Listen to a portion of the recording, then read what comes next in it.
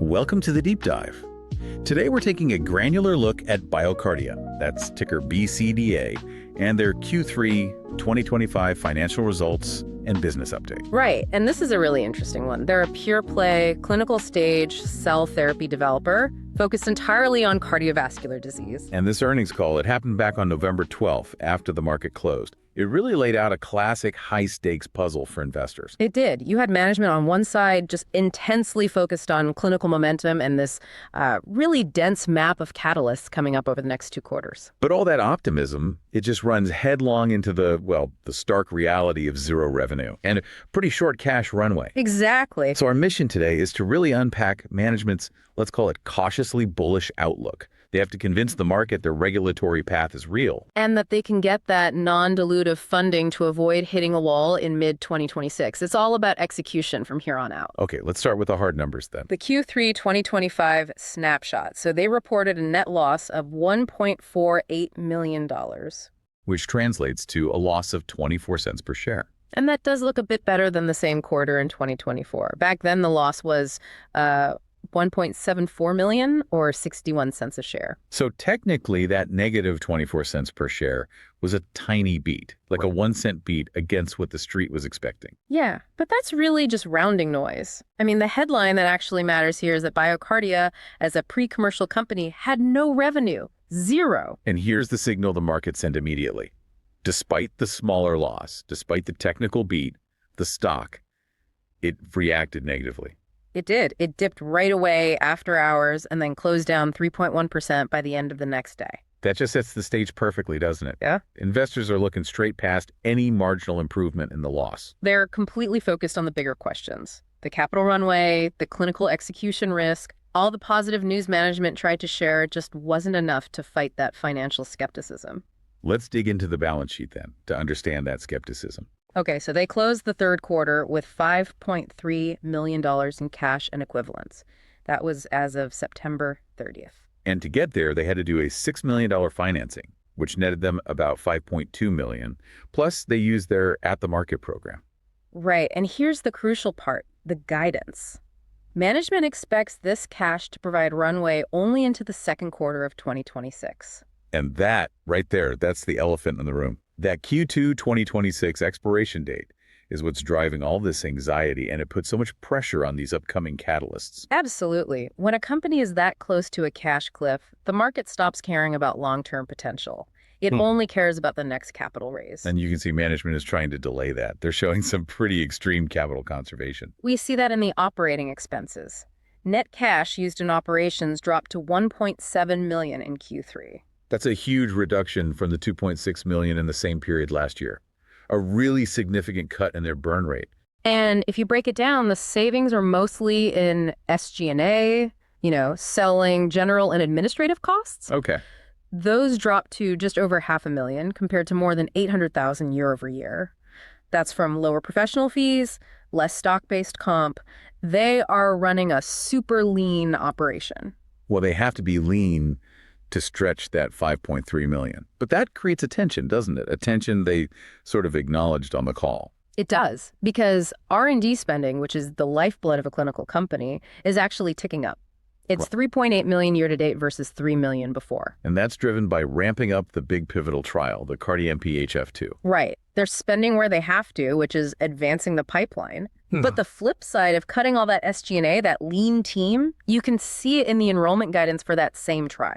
That's the critical trade-off. Yeah. They guided that enrollment for this big 250-patient trial will take at least another year. And they said the pace is limited by resource-driven site onboarding. So if you cut administrative staff, you save money, but you also slow down the labor-intensive process of getting new clinical trial sites up and running. Exactly.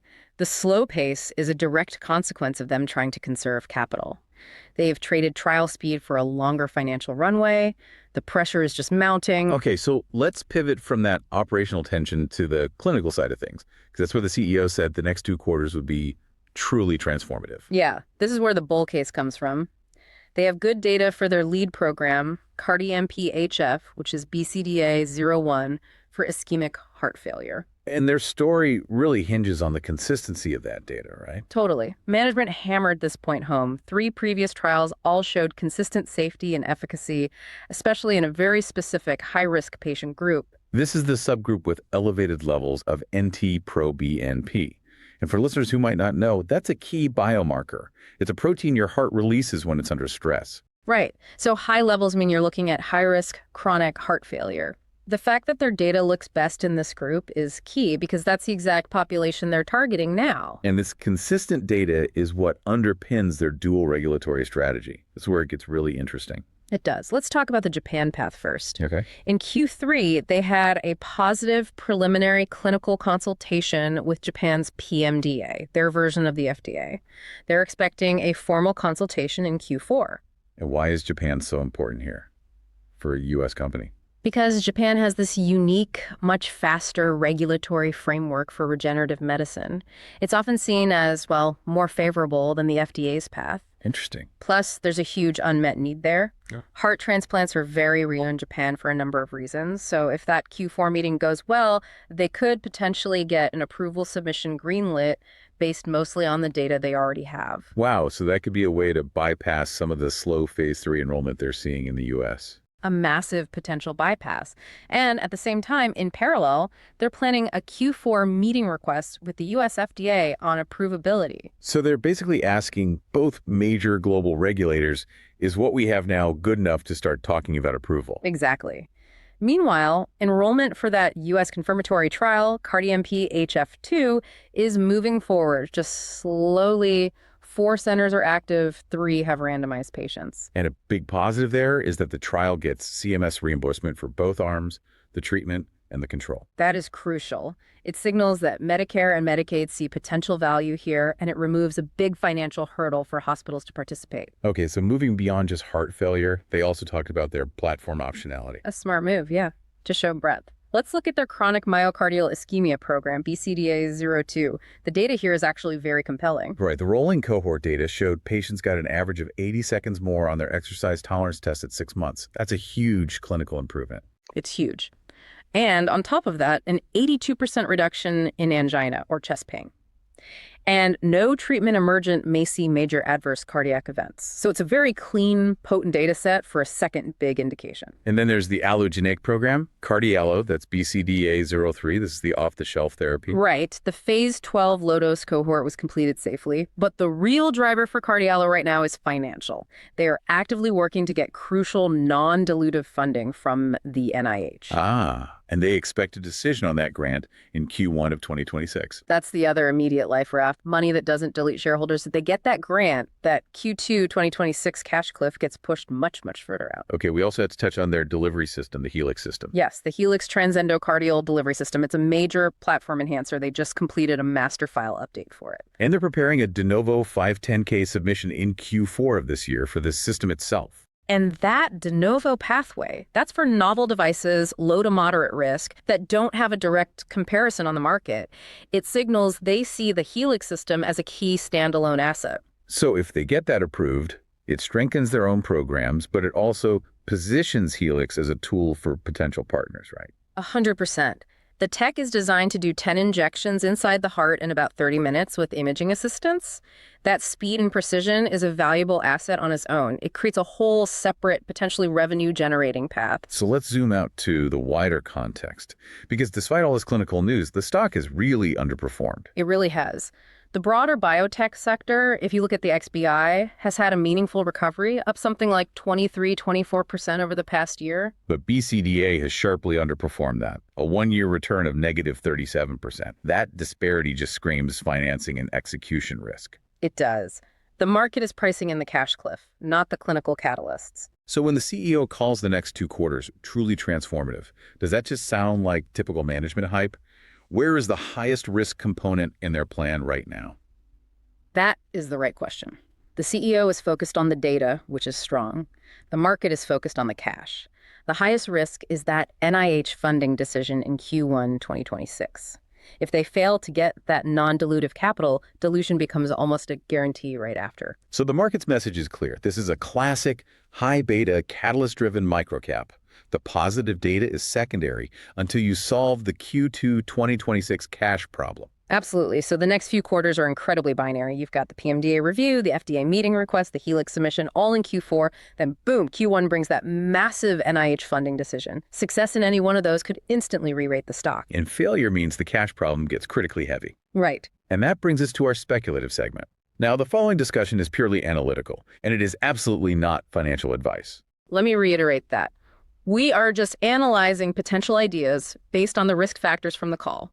We are not offering advice. Please, you must perform your own due diligence. Okay, so given this dense binary catalyst map and that hard Q2 2026 deadline, this setup just screams for a highly speculative leverage play. It really does. The stock is depressed because of the cash issue, but the catalyst coming up, the PMDA greenlight, the NIH grant, those are non-dilutive events. So the trade idea would be to focus on betting heavily on a positive outcome from the earliest, highest impact non-dilutive event, Which would be the Q1 2026 NIH funding decision for CardiALO.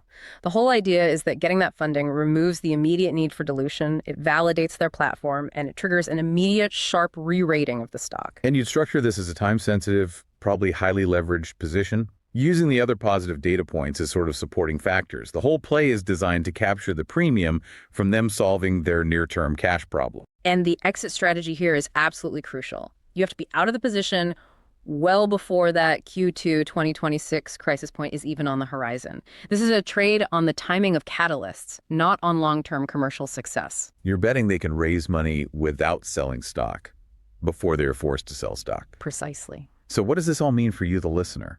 Well, BioCardia has compiled some strong, consistent clinical data.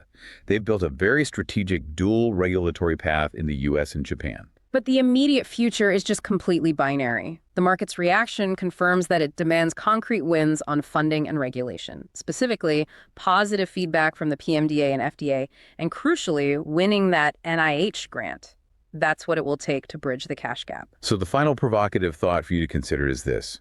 If the Helix delivery system gets its own separate de novo 510(k) approval in Q4, does that device win, which is often less controversial than a cell therapy approval, start to build the regulatory credibility they need for their bigger programs, even before those other decisions land? That's a great point. That device approval could be the quiet, stabilizing factor that starts to change the whole narrative from cash-strapped biotech to platform technology company.